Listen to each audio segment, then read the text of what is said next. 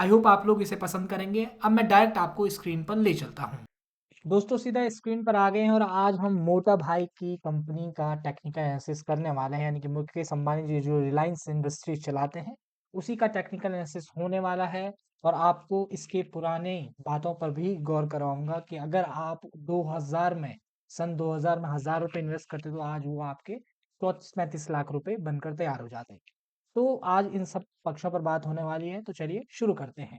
सबसे पहली बात आपको बता दूं कि इससे पहले जो हमने पहला वीडियो इसका बनाया है उसमें हमने टीसीएस का टॉप डाउन एनालिसिस किया है। टॉप डाउन का मतलब जैसे कि उसमें भी बताया था मंथली, वीकली, डेली और इंट्राडे। इन 4 चार्टों को हम एनालिसिस करते हैं और उसमें देखते हैं कि क्या ये कंपनी इन्वेस्टेड करने के लिए लायक है या इसमें कुछ हम स्विंग ट्रेड बना सकते हैं। इन सब पक्षों पर हम उसमें बात करते हैं। दूसरी इंपॉर्टेंट चीज बात, अभी हम पहले इंट्राडे स्टॉक की बात कर रहे हैं। अगर आपके पास कोई और स्टॉक हो इसके बारे में आपको जल्दी हो कि अगर मुझे इसका एनालिसिस पता चल जाए तो वो आप कमेंट बॉक्स में जरूर लिखिएगा, वहां आपको सीधा उसका एनालिसिस मिल जाएगा। उसके बाद एक इम्पॉर्टेंट चीज है जो आप लोगों से रिक्वेस्ट कर रहा हूँ कि वीडियो पर लाइक और कमेंट में जरूर कुछ लिखिएगा ताकि एल्गोरिदम को लगे कि वीडियो चल रहा है, तो वीडियो को वो और लोगों तक सजेशन करके पहुंचाता है। तो चलिए सबसे पहले इसको मिटा देंगे और रिलायंस का आरईएल शॉर्ट में लिख रहा हूँ, रिलायंस का मंथली चार्ट सबसे पहले आप लोगों को दिखाना चाहूंगा। और ये आपके सामने मंथली चार्ट है। मंथली चार्ट में अगर आप देखेंगे 2008 में, जो 2008 का एक ग्रेट रिसेशन जिसे कहते हैं, अमेरिका भी जिससे अछूता नहीं वहीं से शुरुआत हुई थी और उस समय इसमें एक गिरावट देखने को मिली। उस समय इसका स्टॉक 400 के आसपास हाई लगाया था और ये गिरते गिरते उस समय आया था 200 और 150 के आसपास तक ही आया था। ये गिरावट आपको दिखने को मिल रही है ना, ये गिरावट, ये 2008 का ग्रेट रिसेशन है जिसमें कोई दुनिया अछूती नहीं थी। उसके बाद मार्केट क्या हुआ, रिवर्स हुआ और एक टाइम फ्रेम में लगभग 300, ये वाली लाइन जो है ना, ये ऊपर की लाइन, ये पॉइंट है 300 का और ये जो नीचे का पॉइंट है जो इसका लो लगा हुआ था उस समय 150 के आसपास का, इस बीच में बहुत टाइम बिताया मार्केट ने। 300 से लगभग 2008 के मिड से लेकर और 2016 के मिड तक, तो आप लोग समझ रहे हो 2008 से मिड से लेकर 2016 के मिड तक हम इसी बीच में ट्रेवल कर रहे थे। 2016 में क्या हुआ, जियो आया, रिलायंस टेलीकॉम में उतरा और जियो का नेटवर्क जो हमारे सामने आया, पहले तो फ्री उसने दिया और उसके बाद धीरे धीरे धीरे धीरे उसमें जो ग्रोथ देखने के मिली, 2016 के बाद से लगातार हम ऊपर गए। फिर 2020 में जब कोरोना आया था तो उसमें हम थोड़ा सा डिप लिया था। उसके बाद फिर धीरे धीरे ऊपर ऊपर ऊपर ऊपर ऊपर ऊपर ऊपर सीधा हम लगभग 1500-1600 के हाई लगाकर अभी वहां से नीचे गिरे हैं। 1600 से अभी हम हाई लगाकर 1200 के आसपास आए हैं, यानी कि जो ये 400 पॉइंट की गिरावट है, ये काफी बड़ी गिरावट रिलायंस में देखी जा रही है। तो क्या ये गिरावट कब तक होने वाली है, क्या होने वाला है, हमें मंथली चार्ट क्या कह रहा है, इन सब पक्षों पर भी बात कर लेंगे। तो देखिए, अगर आप 2016 में भी इसमें इन्वेस्ट करते, 2016 में इसका प्राइस लगभग 300 के बीच में था, यानी कि 200 से 300 के बीच में इसमें प्राइस था। अगर आप एग्जांपल करिए कि 100 क्वांटिटी भी अगर आप लोग खरीदते उस समय, 100 क्वांटिटी 2016 में 20,000 के आसपास अगर इसमें आप इन्वेस्ट करते तो 100 क्वांटिटी आपको इसमें मिल जाती। तो 100 क्वांटिटी अगर आप रखते इसमें और आपका जो प्राइस है लगभग 1600 के आसपास तक गया है, तो आप लोग समझ सकते हैं कि आपको कितना इसमें अच्छा परफॉर्मेंस देखने को मिलता और अच्छी कुछ फायदे आपको देखने को मिलते।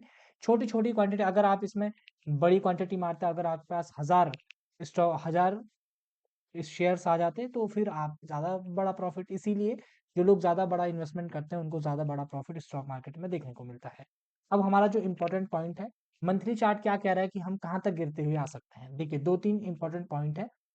देखिए एक तो ये ट्रेंड लाइन जो जा रही थी, अभी हम इसी ट्रेंड लाइन के आसपास अभी यहाँ पर ट्रेड कर रहे हैं, यानी कि अभी हमारा फरवरी खत्म हो गया तो मार्च का जो महीना है, कल से जो नई कैंडल बननी शुरू होगी, कल से नहीं परसों से, मंडे से जो नई कैंडल बननी शुरू होगी, वो कैंडल हमें देखनी है कि वो लोअर से नीचे की तरफ आती है।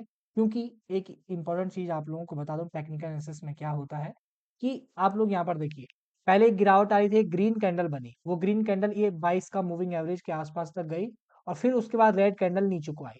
तो हो सकता है कि ये जो नेक्स्ट महीना इसमें हो, इसमें गिरावट हो या गिरावट हो पहले और उसके बाद मार्केट बाउंस बैक करके हैमर लाइक पैटर्न बनाए कि यहाँ से हमें अब ऊपर जाना है।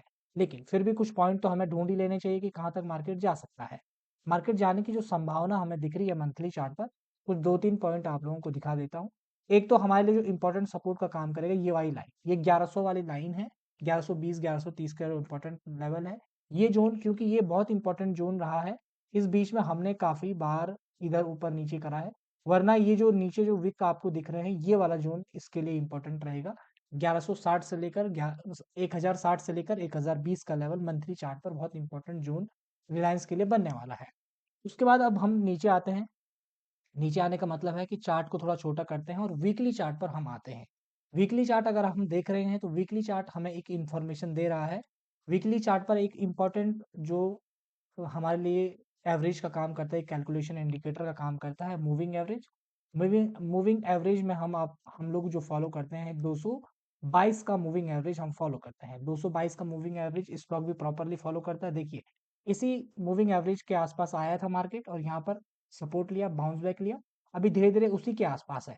तो क्या अब ये नेक्स्ट जो आने वाला हफ्ता है उसमें ये ब्रेक कर लेगा या ऊपर जाएगा, वो मार्केट पर छोड़ देते हैं। लेकिन जो ये लो बना हुआ है, अगर इस लो से नीचे आता है तो एक मूवमेंट हमें इसमें देखने को जरूर मिलने वाली है।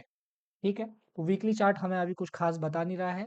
अभी हमारे पास मंथली चार्ट में ही दो नंबर है, 1060 से लेकर और 1120 के आसपास, ये हमारे लिए एक इम्पोर्टेंट सपोर्ट जोन के लिए काम करने वाला है। ठीक, आगे बढ़ते हैं और छोटे चार्ट पर आपको लेकर आऊं तो हम आएंगे डेली चार्ट पर।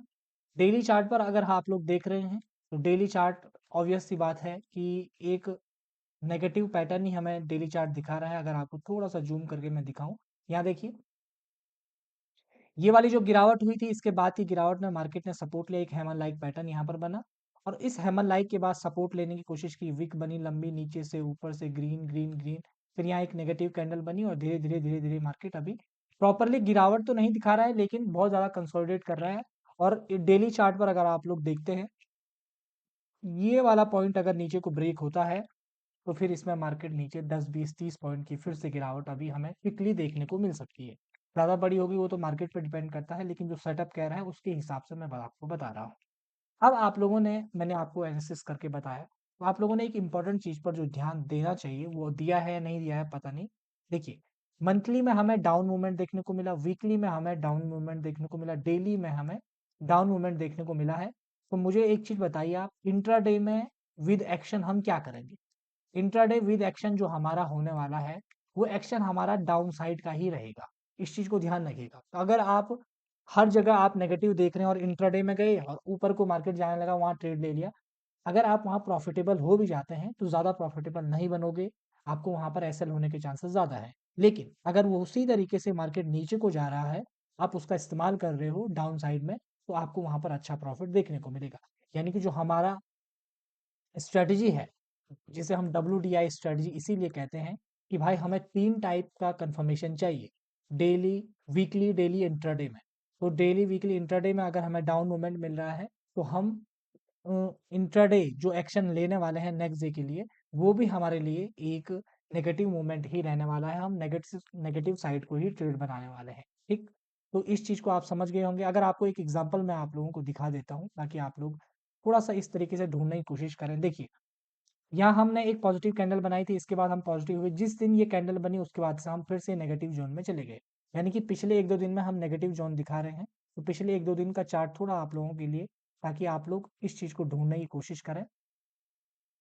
कल का चार्ट ही आप लोगों को दिखाने की कोशिश करूंगा कि जब आप नेगेटिव हैं और अगर आपको सेटअप दिख रहा है तो आपको नेगेटिव साइड के ही ट्रेड यहाँ पर इनिशिएट करने हैं। ठीक है, यहाँ देखिए, इधर आप लोग देखेंगे अगर, तो जब हम मार्केट नेगेटिव है, ऊपर जा रहा है, नेगेटिव जगह पर एक नेगेटिव कैंडल बना रहा है, कंसोलिडेट कर रहा है, तो नीचे की साइड ही मार्केट जा रहा है। यहाँ देखिए, पूरा देर यहाँ कंसोलिडेशन दिया, उसके बाद फिर से नेगेटिव और फिर से नेगेटिव साइड की मूवमेंट। ये इस तरीके से चीजों को ढूंढना शुरू करिए, देखिए आपको चार्ट एक अलग तरीके से दिखने लगेगा। तो मैं उम्मीद कर रहा हूँ कि रिलायंस का भी हमने टॉप डाउन एनालिसिस कर लिया है। और अगर फिर भी आपको कोई सवाल जवाब रह रहा है, देखिए अभी मार्केट डाउन मूवमेंट में है, मैं आपको सजेस्ट नहीं कर रहा हूँ, एक भी बार अपने मुंह से नहीं निकाल रहा हूँ कि यहाँ इन्वेस्ट किया जा सकता है, नहीं किया जा सकता, क्योंकि लोग इन्फ्लुएंस हो सकते हैं। इसलिए कोशिश है कि अभी आपको सटीक केवल चार्ट के बारे में बताया जाए, बाकी चीजें अभी रहने दी जाए। इन्वेस्टिंग पर भी हम आने वाले टाइम पर वीडियो लाएंगे। ऐसे ही वीडियो के लिए आप चैनल को सब्सक्राइब जरूर करें, वीडियो को लाइक करने के लिए, शेयर करने के लिए और कमेंट कर हमको हमारे बारे में बताने के लिए कि क्या कमी है, क्या सुधार की जरूरत है। इसलिए आप सभी का दिल से प्रेम पूर्वक धन्यवाद।